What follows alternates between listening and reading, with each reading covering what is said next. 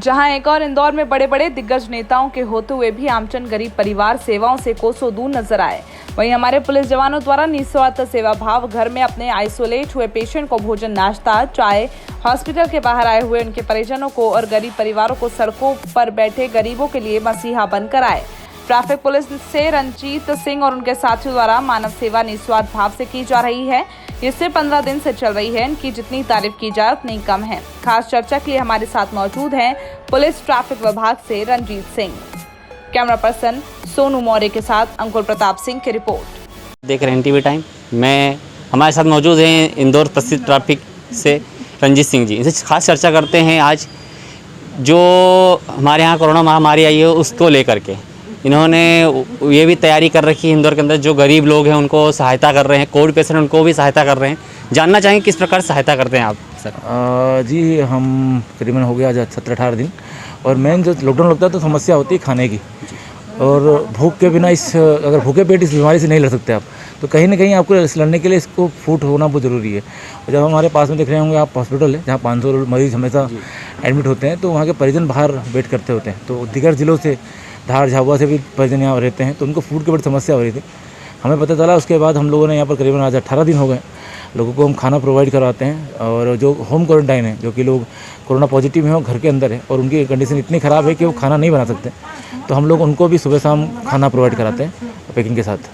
अभी आपके द्वारा एक वीडियो सोशल मीडिया पर डाला गया था कि पड़ोसियों को लेकर के जी, तो वो वीडियो का क्या सार्थक था आपका? मेरे सार्थक ये था, देखिए मैं जब होम क्वारंटाइन लोग थे जिनके पास मैं घर पे गया, तो मैंने क्योंकि फैमिली थी उनको मैं खाना देने जाता हूँ, आज भी जाना है, रोज़ जाता हूँ। मैं उनसे पूछता हूँ कि आपके पड़ोसी से पूछा मैंने उनसे कि क्यों आप इनको 3 लोग हैं, आप पड़ोसी हो, क्या इनको खाना नहीं दे सकते? मुझे इतनी दूर से आना पड़ता है खाना देने के लिए। तो वो पड़ोसी ने मुझे बोला कि सर 1 आध दिन की बात हो तो ठीक है, 15-20 दिन कब तक ठीक होंगे हमें पता नहीं, तो इतने दिन तक खाना कौन खिलाएगा? तो ये जब मैंने पड़ोसी के मुँह से सुना तो बड़ा बुरा लगा, क्योंकि ये वे नहीं होता है पड़ोसी का धर्म होता है कि हमारे जो पड़ोसी हैं उनके हालचाल के रखे, ख्याल रखे। अगर वो बीमार है तो उनको कैसी सहायता दे सकते हैं, ये भाव होना चाहिए। जबकि पड़ोसी का भाव ये हो गया कि दरवाज़ा बंद कर दे रहे हैं, उनके घर जाना बंद कर दे रहे हैं। मतलब ठीक है कोरोना प्रोटोकॉल है, आप ठीक है, तो मगर खाना दूर से भी जाके दे सकते हो आप, उनके घर के सामने जाके रख सकते हो आप, मगर वो सब धर्म इंसानियत कहीं ना कहीं लोग भूल गए हैं।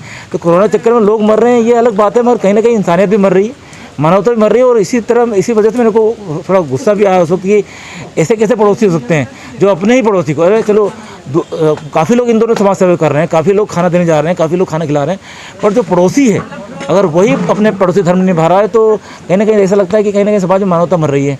और उसी पे मुझे चिंता आजकल होती है बहुत ज़्यादा कि यार पड़ोसी का धर्म निभाइए और अपने आस पड़ोस का हम ख्याल रख लेंगे तो यकीन मानिए कोरोना कोई बड़ी चीज़ नहीं है, यूँ हरा देंगे हम तो।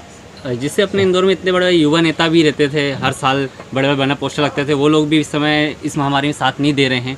वो आपकी टीम लगातार इसी को मेहनत कर रही है, क्या कहना चाहेंगे उसके बारे में? देखिए मैं राजनीतिक व्यक्ति हूँ नहीं, मैं समाज सेवी हूँ, मैं पुलिस में काम करता हूँ। और जो जिस स्तर पे है जो अपना काम कर रहा है, कौन क्या कर रहा है कौन नहीं कर रहा है उससे मैं नहीं पड़ता बीच में।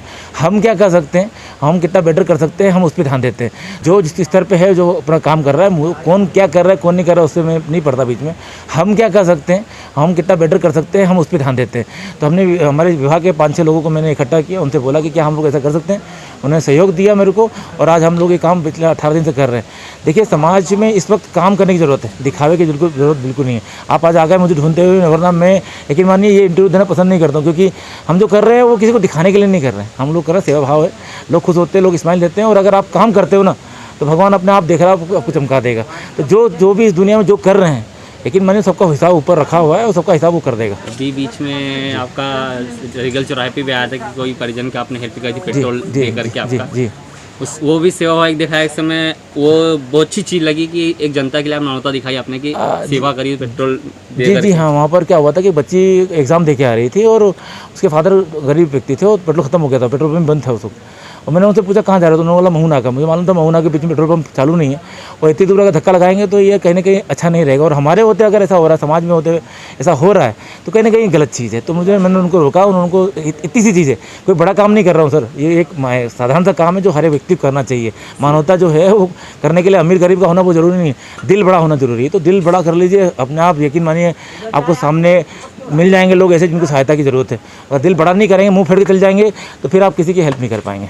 और हमारे शहरवासियों को क्या संदेश देना चाहेंगे कोरोना? मैं यही कहना चाहूँगा कि इस बीमारी को लाइटली ना लें। हम लोग वैक्सीन लगवा चुके हैं, आप लोग भी अगर अपना टर्न आता है तो वैक्सीन लगवाएं और बी केयरफुल रहें। कोरोना प्रोटोकॉल जो दिया गया है उसका पालन करें और बिना वजह घर से ना निकलें जब तक कि इस महामारी से हमारा देश पूरी तरह लड़ ना ले।